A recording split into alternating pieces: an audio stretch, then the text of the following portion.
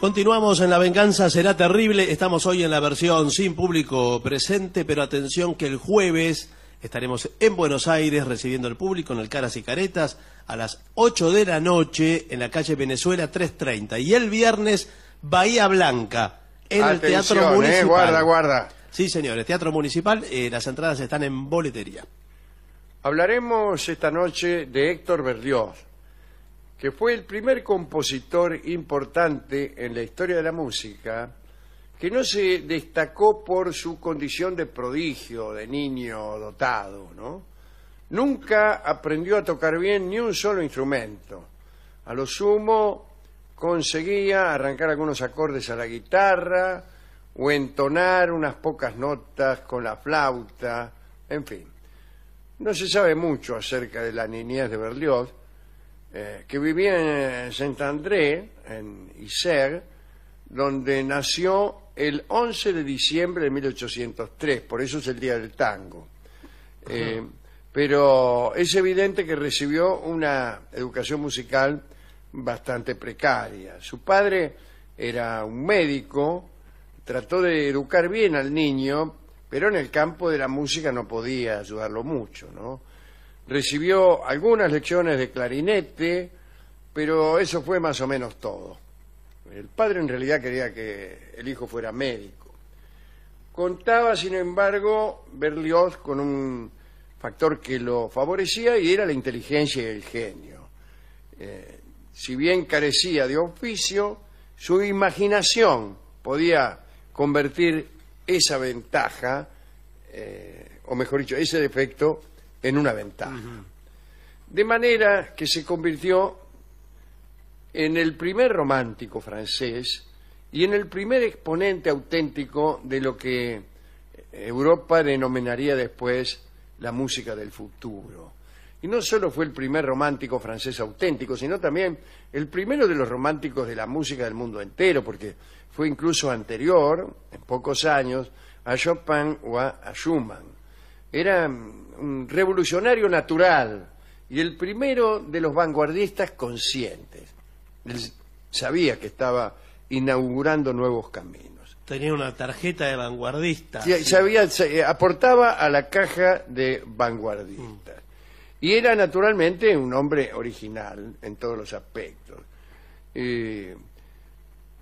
Quebró el sistema musical que se había establecido en Europa. Después de Berlioz, la música nunca volvería a ser la misma, pero eso es un lugar común que se dice, ¿no? Hay un antes y un después de fulano y de mengano. Sí. La música nunca vuelve a ser la misma después de cada día, porque se van incorporando nuevas invenciones, se van desechando otras y así. Su padre lo había enviado a París con el propósito de que estudiara medicina, como se ha dicho. Bueno, Berlioz detestaba la medicina y enseguida huyó de la facultad donde lo habían mandado. Y no fue necesario que pasara mucho tiempo para llegar al punto en que fue cautivado por la música y decidió dedicarse a ella. Durante la década de 1830, digo yo en otro orden de cosas, la orquesta clásica rara vez contaba con más de 60 ejecutantes. Bueno, ahora también. Berlioz, que fue un gran innovador de la orquesta en la historia, tenía en mente una orquesta ideal, la única orquesta que según él podía ejecutar acabadamente su música. En 1825 había reunido una orquesta de 150 músicos, pero eso era nada comparado con la orquesta de sus sueños. Él tenía pensado incluir 467 instrumentistas, a los que se agregaría un coro de 360 ñatos. Además de las 242 cuerdas, debía incluir grupos de 30 arpas y 30 pianos. 16 cuernos franceses y una variedad exótica de instrumentos de percusión. Bueno, no cabe extrañarse entonces de que sus amigos lo consideraran un hombre poco práctico y sus enemigos un loco. La Sinfonía Fantástica fue la primera obra importante de Berlioz. La terminó en 1830, antes de diplomarse en el Conservatorio de París. Y aquí aparece, una vez más, el problema de la música de programa. Porque la Sinfonía Fantástica fue la primera gran obra de música programática. ¿Qué es la música programática? Bueno, la música que cuenta una historia. Hemos hablado muchísimo aquí de esa posibilidad. Hemos hablado de Hanslick, que fue aquel crítico que decía que la música no significaba nada, que es lo que pensamos nosotros también. Pues bien, si bien existían muchos precedentes de obras programáticas importantes, incluso hasta Bach había escrito una pieza que, según decían, tenía como tema la muerte de un hermano muy amado. Son temas desde lo instrumental exclusivamente. Instrumentales. Llaman sí, de programa porque vienen con un programa, claro, que dicen, en el programa que te dan, dicen. Ahora, si a vos no te lo dan, no sabés, no sabe, evidentemente. ¿Cómo escucha uno la música de programa? ¿Es necesario tener siempre presente la anécdota? ¿Puede desecharse el relato y escucharse la música como un fragmento meramente musical? Bueno, Hanslick había hecho muchísimos chistes al respecto, incluso cambiar las letras de momentos operísticos muy tristes, cambiarlas por versos cómicos, y resulta que la letra funcionaba, la música funcionaba igual. Durante más de un siglo persistió esa polémica entre los estetas. Pero además, en este caso, el de la Sinfonía Fantástica, sucedió algo que también es un argumento en contra de la música del programa. Berlioz utilizó fragmentos musicales que ya los tenía compuestos desde antes, con otros fines, y era música que no tenía nada que ver con el que después fue el programa de la Sinfonía Fantástica. Por lo tanto, ¿qué es lo que distingue a la música de programa? Bueno, qué sé yo, no se sabe. Todos escuchan la música a su modo, ¿no? Quizá los oyentes menos preparados, menos cultos, tienden a ver imágenes en todo tipo de música.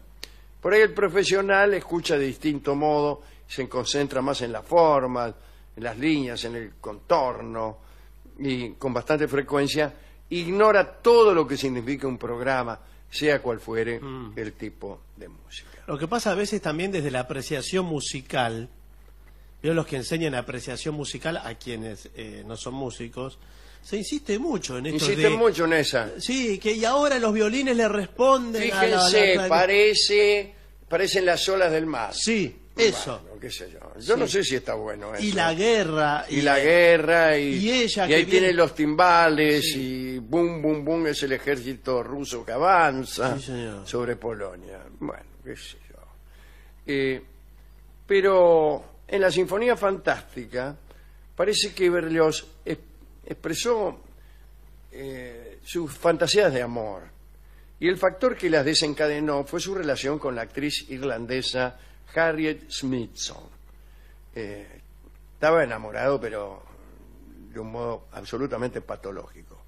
Ella estaba en un teatro de París, hacía Shakespeare, y él le iba a ver todas las funciones, y entonces le mandaba cartas. Nunca se dio a conocer, pero sí le mandaba cartas de enamorado.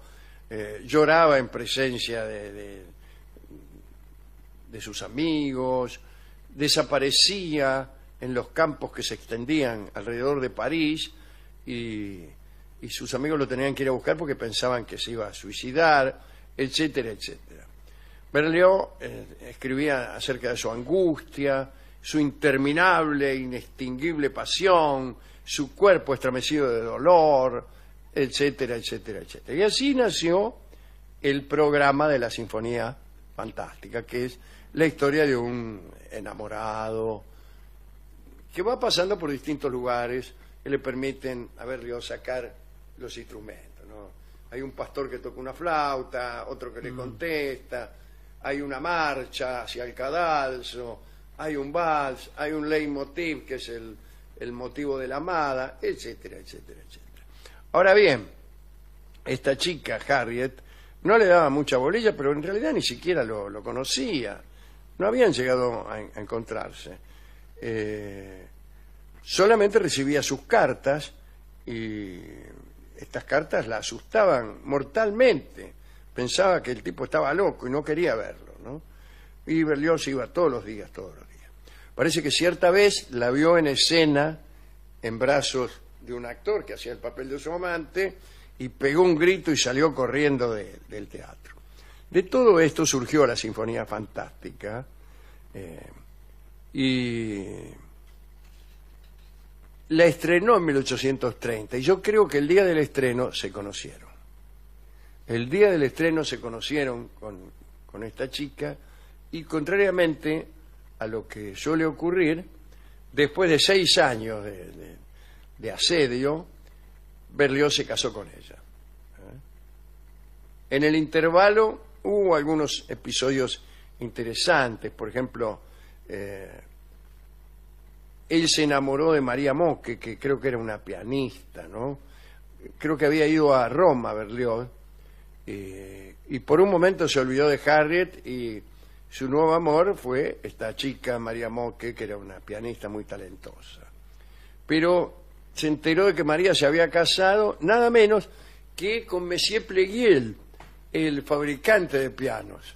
Ah, mire. El fabricante de pianos, aquel que le fabricaba los pianos o que le proveía de pianos a Chopin y a Liszt también. El más famoso de los fabricantes de pianos de aquel entonces, ¿no? Bueno, y después Berlioz no estaba tan enamorado como de Harriet y entonces enseguida se le pasó. Inmediatamente regresó a París, no olvidemos que estaba en Roma, y al año siguiente de este regreso, fue en 1833, se casó con Harriet.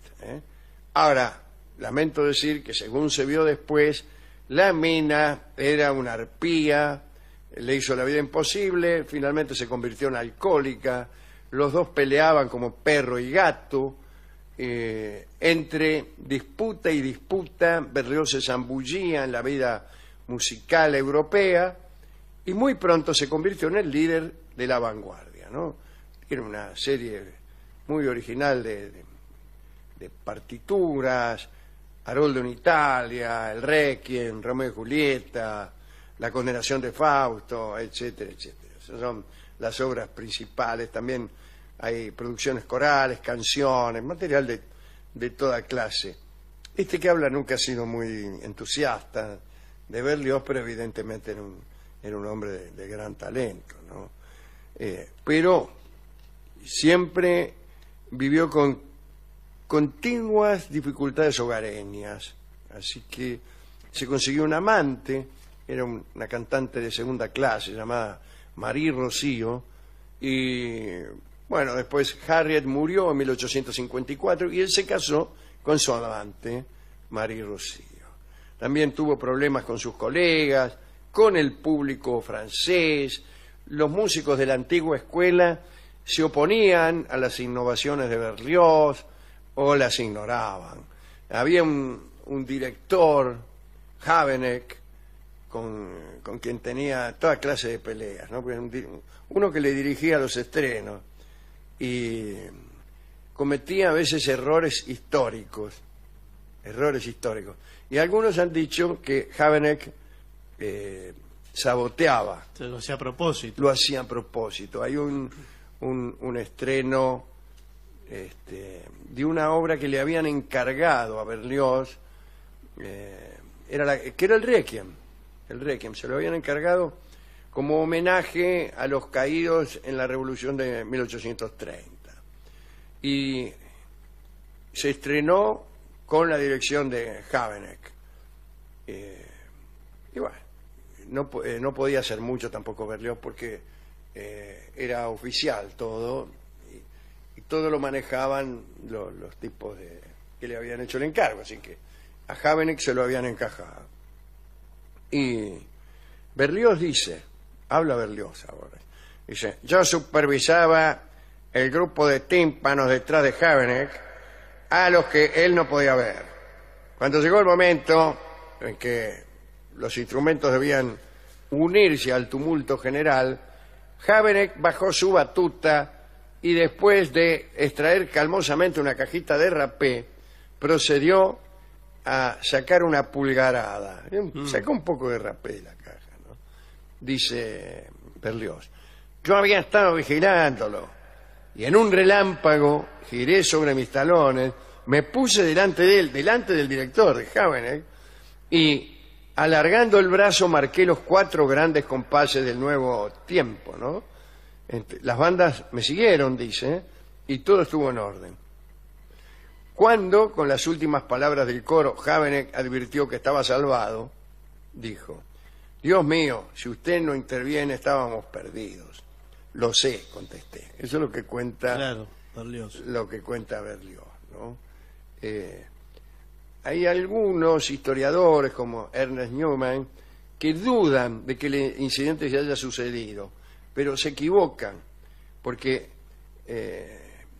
hay muchos que mencionan el error de Habeneck, y Berlioz hasta el último de sus días creyó que no era un error, sino que Habeneck había intentado sabotear. Durante la última parte de su existencia, Berlioz se dedicó muchísimo a la dirección orquestal, ¿no? Y tomó la batuta porque en realidad nadie parecía capaz o deseoso de dirigir la música que él había creado. Y bueno, y así siguió él dirigiendo. Marie también murió, y también murió el único hijo que él tuvo. Enfermo y deprimido, pasó la última parte de su vida esperando la muerte en un pequeño apartamento a que él mismo llamaba la Cueva de Calibán. Intentó aliviar su dolor físico y emocional tomando opio, y murió el 9 de marzo de 1869. En el velorio se tocó música de Cherubini, de Gluck, de Mozart, y un fragmento de este Requiem del que hablábamos recién, ¿no? Que era del mismo. De acuerdo con las noticias periodísticas, el camino hasta el cementerio de Montmartre estaba bordeado por un público considerable. Este era Héctor Berlioz, un gran músico y un gran enamorado, ¿eh? Atención a aquellos que van a los teatros a molestar a las actrices, porque a veces da resultado y uno se casa con ellas. Ahora, bastante llamado al sufrimiento, ¿no? Porque sufrió antes, durante y después. Sí, es verdad. Con este amor. Sí, con Harriet. Sí. Sí, sí. Bueno, ese es el amor, loco. Sí, No es una kermesse esto.